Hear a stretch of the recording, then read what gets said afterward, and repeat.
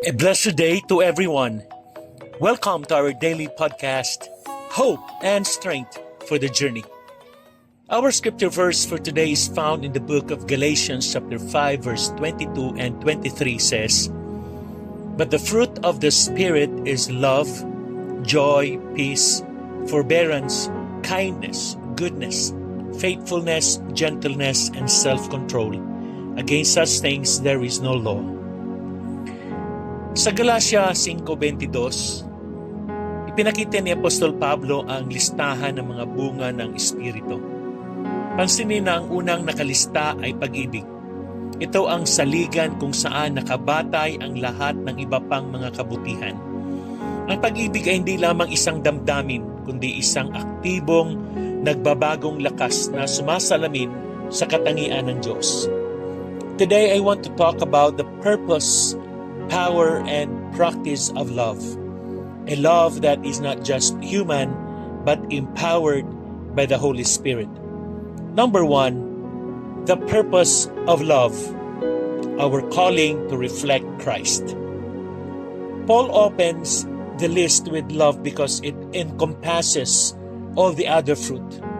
God's love is the origin and foundation of everything we are called to be as Christians. Why?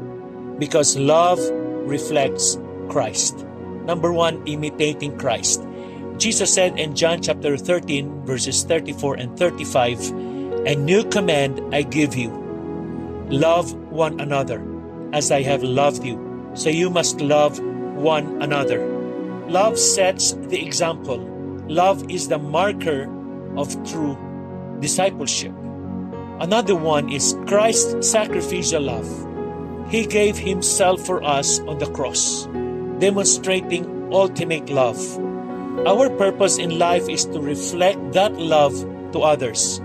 As Christians, we are called to embody the sacrificial, self-giving love of Christ. Isipin mo ang isang salamin. Ang salamin ay sumasalamin ng liwanag na tumatama dito. Kung walang liwanag, wala itong masasalamin. Sa parehong paraan, kung hindi natin tatanggapin ang pag-ibig ni Kristo, wala tayong tunay na pag-ibig na maibibigay. Maaari lamang tayong sumalamin ng pag-ibig na naipakita na sa atin ni Kristo. Amen. Number 2, the power of love.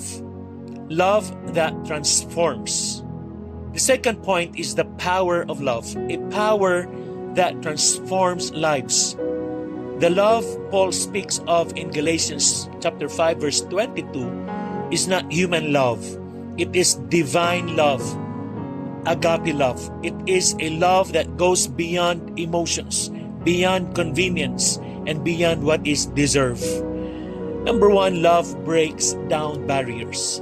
It has the power to heal broken relationships, to break down walls of hatred and division. Another one is love is unconditional. This love does not depend on how others treat us. It does not change with circumstances. God's love for us was unconditional.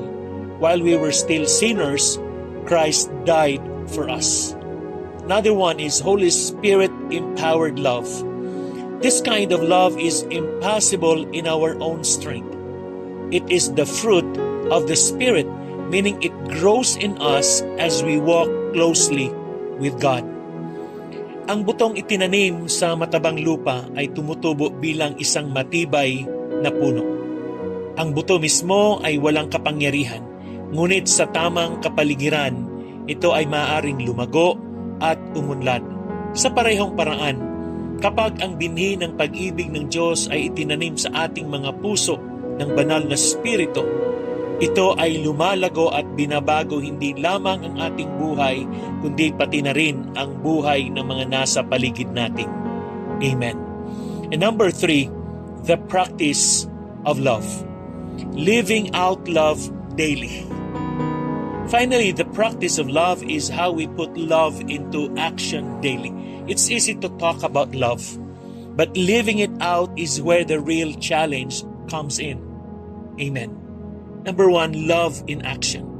Love must be visible in our actions, not just our words. 1 John chapter 3 verse 18 says, "Dear children, let us not love with words or speech, but with actions and in truth." Another one is love forgives. We practice love when we forgive those who wrong us, when we serve others even when it's inconvenient, and when we put others' needs ahead of our own. Amen. Another one is love is a choice. It is an intentional decision we make every day to choose grace, compassion, and kindness. Isaalang-alang ang mabuting Samaritano sa Lucas 10:25 hanggang 37.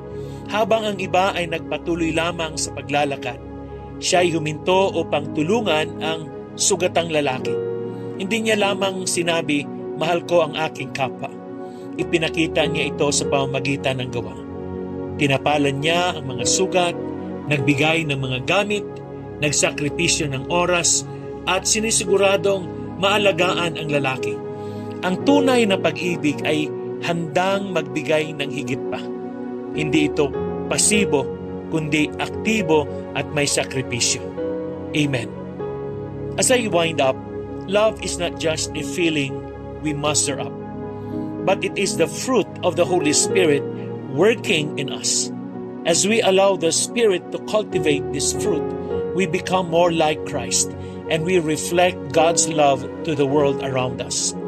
Let us walk in imitation of Christ, experience the transformation that love brings, and make application of love in our daily lives. When we do, we fulfill the greatest commandment, to love the Lord our God with all our heart, soul, and mind, and to love our neighbor as ourselves. Amen. Let us pray. Lord, thank you for your love, a love so great that you gave your only Son for us.